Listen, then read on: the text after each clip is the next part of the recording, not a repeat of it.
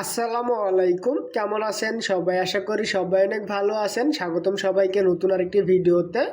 আপনারা কিভাবে ঘরে বসে নিজে নিজে যে কোনো সরকারি চাকরি আবেদন করবেন তাই দেখাবো আজকের এই ভিডিওতে। তো চলুন কথা না বলে ভিডিওটি শুরু করি।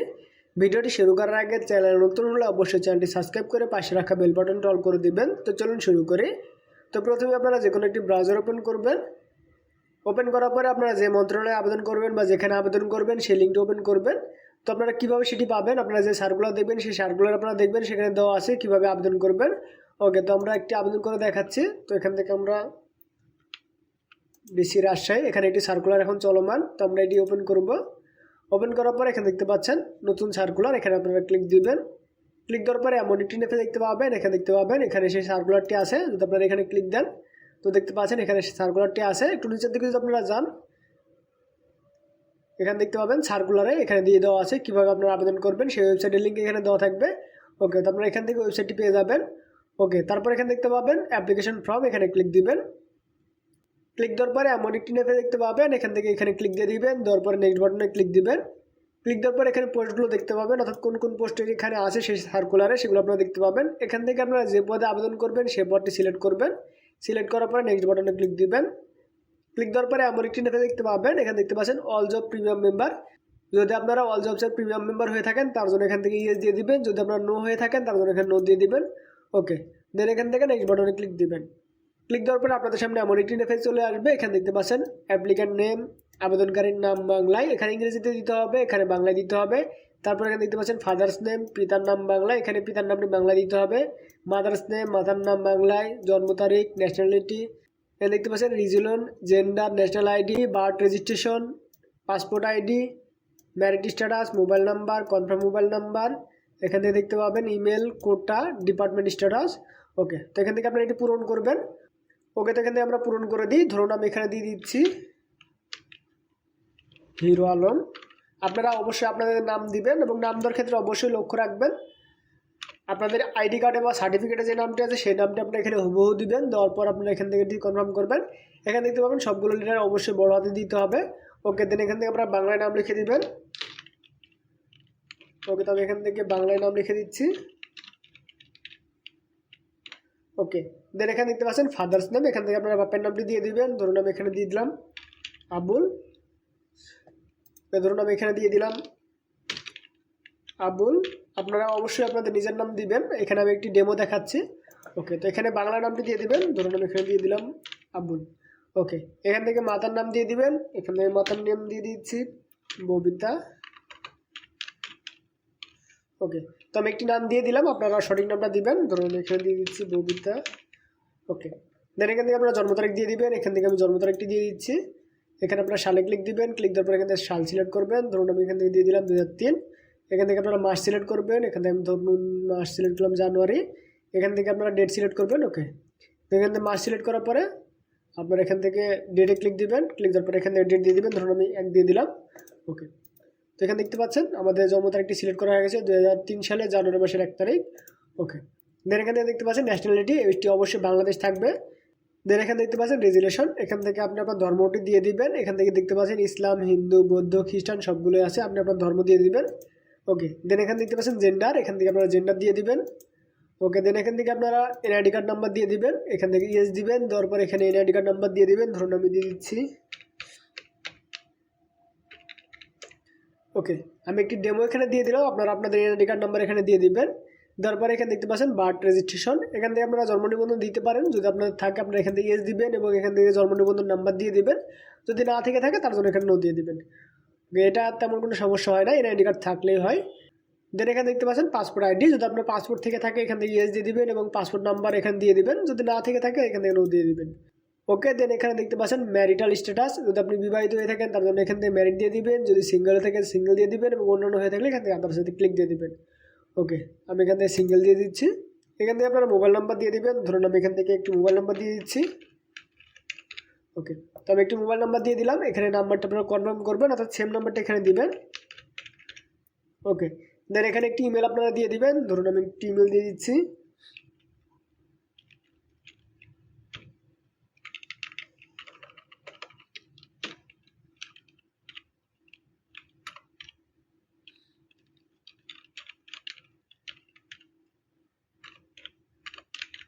ওকে, আমি একটি ডেমো এখানে দিয়ে দিলাম, ডেমো দিয়ে দিই।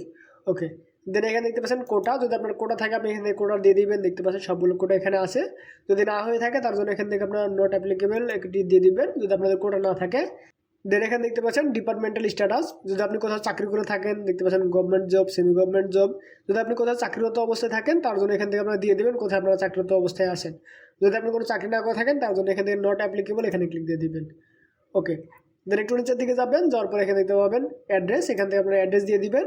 এখানে দিবেন আপনি কার অধীনে আসেন, যদি আপনি পিতামাতার অধীনে থাকেন এখান থেকে পিতামাতার নামটি দিয়ে দিবেন। ধরুন আমি এখানে দিয়ে দিলাম আবুল। ওকে, আপনি আপনার পিতার নাম দিয়ে দিবেন। যদি আপনি মেয়ে হয়ে থাকেন এবং বিবাহিত হয়ে থাকেন তার জন্য এখানে স্বামীর নাম দিয়ে দিবেন। ওকে, দেন এখান থেকে আপনারা ভিলেজ নাম দিয়ে দিবেন।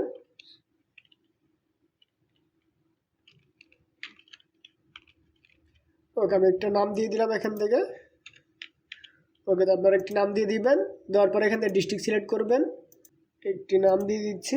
ওকে, এখানে রাজশাহী অবশ্যই দিতে হবে, তো এখান থেকে রাজশাহী দিয়ে দিলাম। দেন এখান থেকে আপনারা সেম অ্যাড্রেসটি দিয়ে দিবেন। দেখতে পাচ্ছেন আমাদের সেম অ্যাড্রেস চলে এসেছে এখানে। এখানে যদি আপনারা টিক দিয়ে দেন এখানে সেম অ্যাড্রেস চলে আসবে। যদি মেয়েরা হয়ে থাকেন তার জন্য এখানে আপনার বাপের নাম দেবেন এবং স্থায়ী ঠিকানা আপনারা এখানে দিয়ে দেবেন, আপনাদের বাবার ঠিকানাটি এখানে দিয়ে দিবেন। ওকে, দেন এখানে দেখতে পাবেন এসএসসি, এখান থেকে আপনারা এসএসসি দিয়ে দিবেন। আপনারা যদি এসএসসি পাস হয়ে থাকেন এসএসসি দিবেন, দাখিল হয়ে থাকলে দাখিল, ভোকেশনাল থাকলে ভোকেশনাল, তো আপনারা যেটি পাস করেছেন সেটি দিয়ে দিবেন। দেওয়ার পর এখান থেকে আপনারা বোর্ড সিলেক্ট করবেন, সিলেক্ট করার পর এখানে আপনার রোল দিয়ে দিবেন। ওকে, দেন এখান থেকে আপনি আপনার রেজাল্ট দিয়ে দিবেন। ধরুন আমাদের আউট অফ 5, এখান থেকে আমি রেজাল্ট দিয়ে দিচ্ছি। ওকে, তো আপনারা রেজাল্টটি দিয়ে দিবেন। দেওয়ার পর এখান থেকে আপনারা গ্রুপ সিলেক্ট করে দিবেন। দেওয়ার পর এখান থেকে আপনারা ইয়ার সিলেক্ট করবেন। ওকে, দেন এখানে দেখতে পাচ্ছেন এইচএসসি, যদি এটি অ্যাপ্লিকেবল হয়ে থাকে আপনারা এখান থেকে এইচএসসিও দিয়ে দিতে পারেন। তো আপনারা যদি এইচএসসি পাস করে থাকেন তো আপনারা এখান থেকে এইচএসসি দিয়ে দিতে পারেন। ওকে, এখান থেকে আপনারা রেজাল্ট দিয়ে দিবেন। ওকে, এখান থেকে আপনারা গ্রুপ সিলেক্ট করবেন, এখান থেকে আপনারা ইয়ার সিলেক্ট করবেন। ওকে, দেন একটু নিচের দিকে যাবেন, এখানে দেখতে পাবেন আপনাদের যদি গ্র্যাজুয়েশন কমপ্লিট করা থাকে এখান থেকে আপনারা ক্লিক দিয়ে গ্র্যাজুয়েশন রেজাল্টও দিয়ে দিতে পারবেন। ওকে, ওকে, দেন এখানে দেখতে পাচ্ছেন মাস্টার্স, যদি আপনাদের মাস্টার্সও কমপ্লিট থাকে আপনারা এখান থেকে ইফ অ্যাপ্লিকেবল এখানে ক্লিক দিয়ে আপনারা দিয়ে দিতে পারবেন। ওকে, তারপর দেখতে পাবেন জব এক্সপিরিয়েন্স, যদি আপনার জব এক্সপিরিয়েন্স থাকে এখানে ক্লিক দিবেন। ক্লিক দেওয়ার পরে আপনাদের জব এক্সপিরিয়েন্সের যে ইনফরমেশনগুলো সেগুলো আপনারা দিয়ে দিবেন। ওকে, দেন একটু নিচের দিকে যাবেন, যাওয়ার পরে এখানে দেখতে পাচ্ছেন একটি ক্যাপচা আছে, এখান থেকে ক্যাপচাটি ফিল আপ করবে, অর্থাৎ আপনাদের এখানে যে লেখাগুলো আছে সেগুলো আপনারা এখানে দিয়ে দিবেন।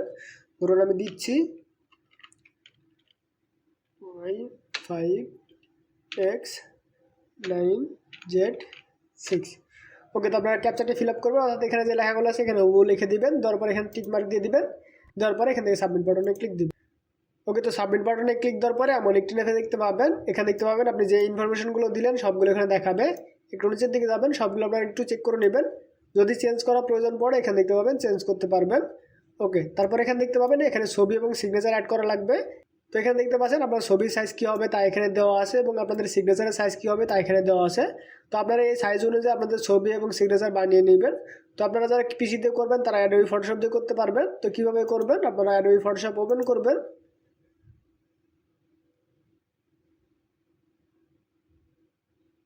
ওপেন করার পরে এমন একটি লেখা দেখতে পাবেন, এখানে আপনি আপনার ছবিটি অ্যাড করবেন। ধরুন আমি এই ছবিটি অ্যাড করছি।